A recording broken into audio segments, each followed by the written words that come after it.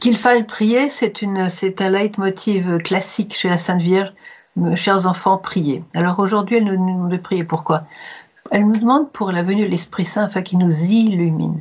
C'est très très beau parce que, vous savez, dans chaque être humain créé par Dieu, nous sommes les créatures de Dieu, créées à son image et sa ressemblance. Pensez que votre âme ressemble à Dieu. Je ne sais pas si vous avez pensé à ça. Dieu n'a raté personne. Eh bien, dans cette création, il nous a créés capables de contenir toute la lumière du Saint-Esprit. Voilà. Et c'est une immense capacité. Vous voyez, c'est je ne dirais pas un réservoir, parce qu'un réservoir, ça délimite, bon, ça peut s'abîmer, ça peut se percer, non.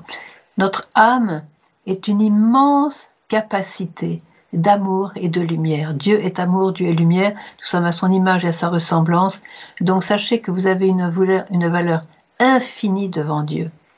Infinie, chacun de nous.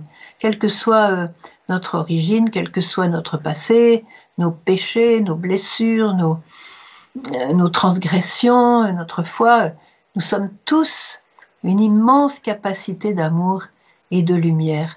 Et la Vierge nous demande maintenant, d'une manière particulière, vous voyez, elle commence avec le Saint-Esprit et elle finit par Satan. C'est exprès. Rien n'est au hasard avec elle. Elle commence par le Saint-Esprit parce que elle nous demande de nous laisser illuminer, c'est-à-dire que Dieu puisse déverser toute sa lumière dans cette immense capacité de lumière que nous avons en nous.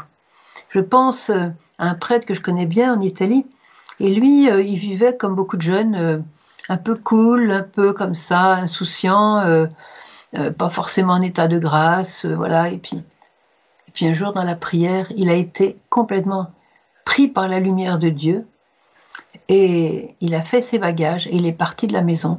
Il est rentré dans un monastère, et depuis lors, il y est. Voilà, il avait entre 20 et 30 ans, je ne sais plus exactement quel âge il avait, mais il a été touché par Dieu, et il a compris que voilà, là j'ai trouvé mon trésor. Cette lumière, c'est un trésor inestimable. Je veux ça. Et comme celui qui a trouvé un trésor dans un champ, il le recache. Il vend tout ce qu'il a et il achète le champ. Et il est dans la joie d'acheter ce champ. Alors vous voyez que l'Esprit Saint vous illumine. On vit aujourd'hui dans malheureusement dans le monde, une grande obscurité des consciences. Beaucoup de gens ne savent plus pourquoi ils sont sur Terre. Ils ne sentent plus le sens de la vie. D'ailleurs, il y a très peu de naissances, parce qu'on a perdu le sens de la vie, de la beauté, de la splendeur du don de la vie, la beauté du don de la vie. Et dans cette obscurité des consciences, eh bien, il y en a qui s'enfoncent, et la Vierge aujourd'hui nous réveille. Priez pour que l'Esprit Saint vous illumine. Et j'invite tous ceux qui nous écoutent aujourd'hui, qui n'ont jamais pensé que l'Esprit Saint pouvait les illuminer, faites tout simplement cette simple prière que Marie nous donne. Marie est une mère très simple. Elle nous dit, priez pour que l'Esprit Saint vous illumine. Alors vous allez fermer les yeux et vous allez dire, Esprit Saint, illumine-moi. Esprit Saint, illumine-moi.